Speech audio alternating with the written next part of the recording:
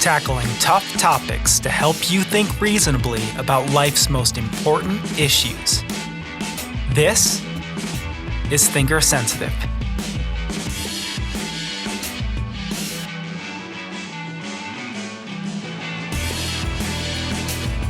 Hello, welcome to Thinker Sensitive. My name is Ryan Ragazine, and I'm the writer and the director of the Thinker Sensitive podcast. This project has been a long time coming. It's been in the works for a while. Chad, the founder of the Thinker Sensitive podcast, the creator, and someone who is a very good friend of mine, handed this podcast over to me and just wanted me to run with it and develop it into the future. And so I feel so grateful and blessed to be able to do this. And it's something that I'm just very excited about. This introductory season is really about setting the table for all future content. We're creating the broader, fuller context for all future episodes. And in that sense, this introductory season is about creating a foundation. And all future episodes and future content will be built upon this foundation. And that's why this introductory season is so important and so significant. In this first episode, we're going to be trying to answer two main questions. Number one, what is philosophy? And number two, why is it important? So I want to start off by sharing a personal story or a couple personal stories. When I was going to college in the Dallas, Texas area, I would come up to Michigan, where I grew up, to work during the summertime. And I would work at Kroger. Kroger is basically the version of King Soopers in the Midwest. And so I would work at Kroger in the summertime in their deli department. And one day, one of the managers at Kroger was kind of teasing me, and he asked me, what is philosophy actually, and why is it important? Or why would you study philosophy? Why would you get a degree in philosophy? At the time, I remember that I wasn't really able to answer the what and the why question. I certainly possessed an intuitive feeling of what philosophy was and why it is so important. But at the time, I couldn't verbalize it. I couldn't put it into words. When I went to seminary, there were two main criticisms that I often heard about philosophy. One is that it was super impractical, and the other is that it was super abstract. Philosophy was often pitted against other degrees and fields of study that were much more practical and much more concrete.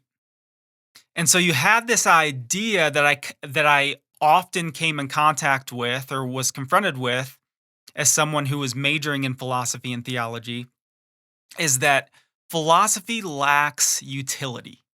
It lacks usefulness in the real world. It's basically just an abstract mind game, and it doesn't have any concrete application in normal life. And you can contrast that with other fields of study, like maybe engineering. You study something like engineering, you get a degree in it for a good future career as a means of both making money and contributing concretely to society. And so if you have an engineering degree, for example, within that degree program, you're learning how to apply all the things that you've learned in very concrete situations. And so this was often the contrast that was built and that I was confronted with in seminary, right? Philosophy is impractical. It's too abstract. It's not practical and it's not concrete. And so today, when I reflect on our current culture, when I look at our current culture, I see a very similar mindset and attitude. Now, I don't want to overgeneralize here, but I often see what I would call extreme pragmatism. This idea that money is the reason for all learning, right? The purpose why I learn something is to make money. A degree is simply a means to getting a job and bringing in income.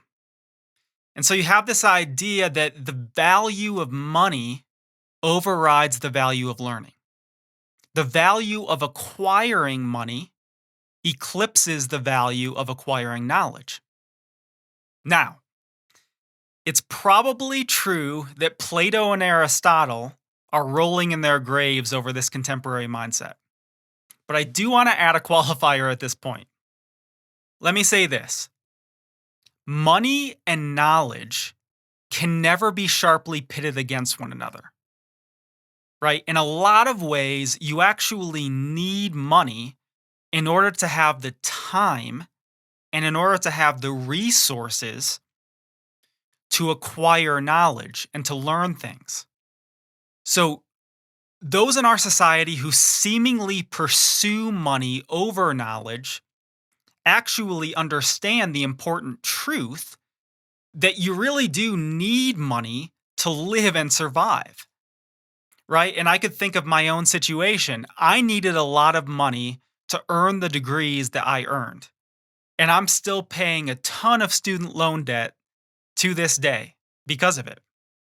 And in terms of thinker sensitive, I needed money through private donors in order to have the time and resources to relaunch this podcast. I mean, this podcast is only possible due to the generosity of friends and family. With all of that said, however, philosophy is ultimately not about money, but about knowledge. It's not about pursuing a life of luxury, but a life of learning. It's not about material possessions, but about ideas. It's not about how nice your car is or about how big your house is, but about how beautiful and precious your mind is. So, what precisely is philosophy? Well, if you were to break down the etymology of the word, you would have philo, which means love in classical Greek, and you would have Sophia, which means wisdom in classical Greek. And so when you put those two concepts together, you have the love of wisdom. This could also be translated the love of truth. The way I would define philosophy is like this. Philosophy is the love of and the sincere search for truth. For simplicity's sake, I'm going to break down philosophy into 5 major categories. The first category that I have listed here is epistemology. Epistemology is the study of knowledge. You could also say it's the study of how we acquire knowledge and the study of how much knowledge we can acquire. The second category I have here is metaphysics. Metaphysics is the study of reality. Now, at times, this word has been misused in a way or misunderstood, because if you do an etymological breakdown of the term metaphysics, you have the word meta and you have the word physics. Meta meaning above or beyond, and physics meaning the physical. So you have this concept of metaphysics as the study of what is beyond the physical.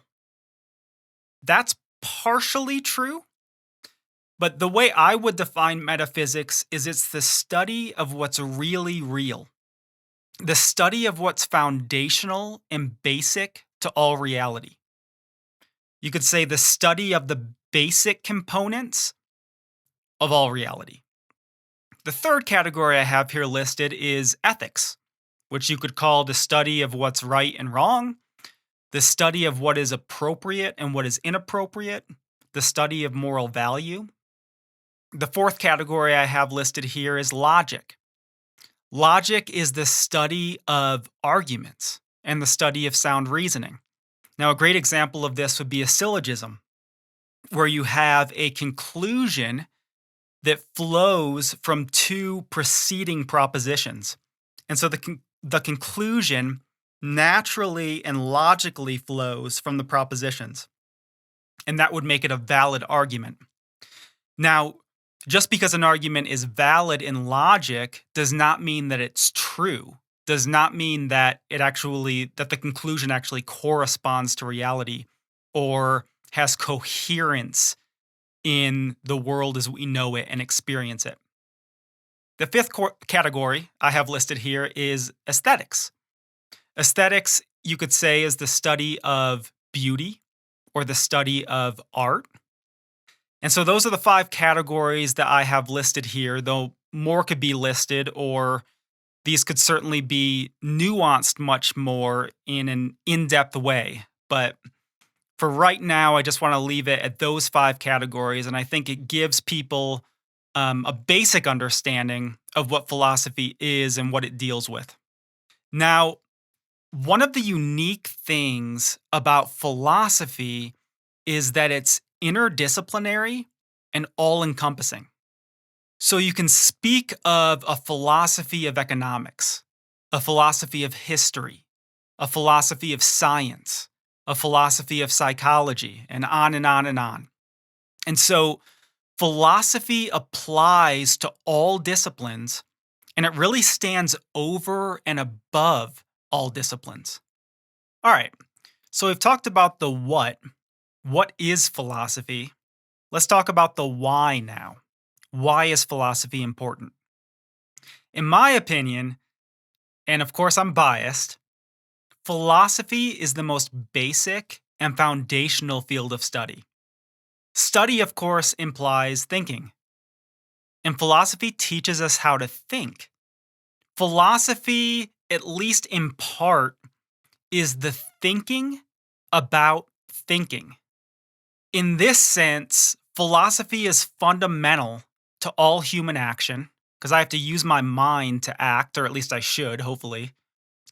It's fundamental to all human thinking, of course. It's fundamental to all human learning, all human knowledge, and all human communication, because I have to think in order to communicate. In my opinion, in contrast to what many other people think, philosophy is actually the most practical discipline of all. Let me give an example. If I want to buy a car and I want to make a sound decision, I need to use my mind to think through a ton of different details, a ton of different questions. So, for instance, do I want to buy a used car or a new car? What make and model do I want? If a used car, what year and how many miles do I want on the car? Do I want to pay cash or do I want to finance it through a dealership? And the list goes on and on and on, right? Any decision that you make in life, as trivial as what do I want to eat tonight, or as important to you as should I move out of state to take this new job offer? Any decision that you make in life involves thinking, reasoning, and using your mind. I literally use my so-called impractical and super abstract degrees every minute of every day. I don't know how it gets more practical than this. So how or in what ways does philosophy teach us how to think? Well, it teaches us how to make valid arguments. It teaches us how to reason in a sound manner. It teaches us how to think in a rational manner than in a purely emotional manner, though it's very difficult to separate those two things because as human beings, we're emotional beings. It teaches me how to be more aware of my personal biases and my personal presuppositions. In that sense, it teaches me how to recognize my blind spots. And it allows me to think as objectively as humanly possible while also recognizing my finitude and my fallibility and my intrinsic subjectivity as a human being. So, philosophy can teach me how to think reasonably, yet honestly and humbly about politics, or about art, or about religion, or about science or economics. The thing about philosophy is it also teaches me how to think about the big questions of life. It teaches me how to think about the little questions of life and also the big questions of life and the things that matter most. So, issues of origins, both cosmic and human, issues of meaning and purpose, issues of morality and ethics, issues of knowledge, issues of truth and reality, issues of values and priority structures, issues of beauty. And so, philosophy teaches me how to think about these big issues. But here's the thing. Philosophy doesn't just teach me how to think through ideas, whether small or big, it also teaches me how to communicate those ideas. Philosophy makes us better communicators and conversationalists. It makes us more honest, open, modest, self aware, and self critical, guarding us from dogmatism, arrogance, closed mindedness, and dishonesty. It makes us more objective. It guards me from bias and partisanship and prejudice. It makes us more civil, respectful, and empathetic, guarding us against hostility and contentiousness, name calling, ad hominems, hatred, villainization, demonization. Things that we see in the news every day, things that we see on social media every day that creates this disunity and divisiveness in our society. It makes us more just and fair and charitable. Philosophy guards us from misrepresenting other people's views and mischaracterizing the ideas of others and the arguments of others, right? So it makes us more just and fair and charitable. It drills that into our heads. So, in sum, philosophy, at least to me, is basic and fundamental to all human thinking, communicating, and acting. It teaches us how to think about, communicate, and implement ideas, no matter how small or how big. I truly believe that one of the biggest problems in our society today is that many people don't know how to think soundly and communicate soundly. And social media just perpetuates and exacerbates this problem because you have poor thinking and poor communication that's propagated and transmitted on a daily basis for all to see. And what happens is this: you have people who have never learned how to think well and communicate well, voicing their opinions on really important cultural issues. And let me just say that they have every right to voice their opinions. I'm a classical liberal. They have every right to do this and should have the freedom to speak their minds. But in my opinion, what this does is it creates contention and hostility and divisiveness and hatred because you have poor thinking and poor communication of ideas. In my opinion, we have a very unhealthy democracy in the US today. And I truly believe that at the root of it, at the root of the problem, is unsound thinking and unsound communication. Let me give some personal recommendations because I don't want to just offer a critique without also offering an alternative way and offering some recommendations of how we can maybe work together to fix some of these problems. The first thing I would say is find a basic critical thinking text, just a simple critical thinking book, and read through it. And I think there's a lot of value in that. I definitely believe that a critical thinking class should be a prerequisite, should be a prerequisite in all degree programs. And I think that a discipline-specific philosophy class should be required within almost any degree program. So for example, I think that all science majors should be required to take a philosophy of science class. Another recommendation that I would give is I should think about thinking before thinking about a big idea or an important topic, right? It's kind of like trying to solve a math equation before ever learning basic arithmetic. Now, let me just say this about myself. I'm horrible at math. So I've actually never learned basic arithmetic. So I definitely shouldn't be solving math equations, right? Another recommendation is I should learn how to communicate soundly and ethically before I communicate an important idea. Again, it's kind of like if I were trying to write a dissertation without ever learning basic grammar. The point here is that we need to figure out the first things first, right? That's the main idea. Now, let me end this conversation, this first episode, with some self-evaluation and self-critique. And I want this to be a part of every episode because I believe that honest self-evaluation and self-critique is so important. So the first thing I'd say is no one on earth thinks perfectly and communicates perfectly. Okay, I don't want this episode to come across in this perfectionistic manner. Like I expect everyone to think perfectly at all times, and I expect everyone to communicate perfectly in all contexts. That's not what I'm saying. I personally have definitely made my fair share of mistakes and have had my fair share of failures. I've had moments in my life where I've lashed out in anger.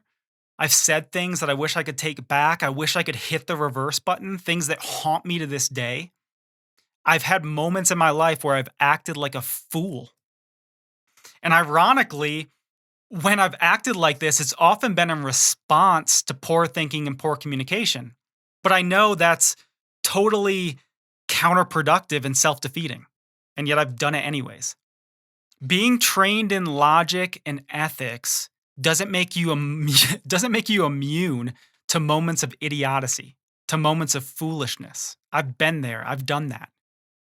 We're human beings, right? We're fallible. We're finite. We're emotional beings. I'm definitely an emotional being. And anger can get the best of us. Anger has gotten the best of me. You know, I have an Italian temper in some way. I have a Sicilian temper in some way, and it comes out at different times. And I'm not proud of it. The thing is when we fail, shouldn't we get back up again and try again? Because I believe the pursuit of sound thinking and sound communication is a noble one. And it would be beneficial, or it would be a beneficial and worthwhile pursuit for our society as a whole. And of course, for me personally.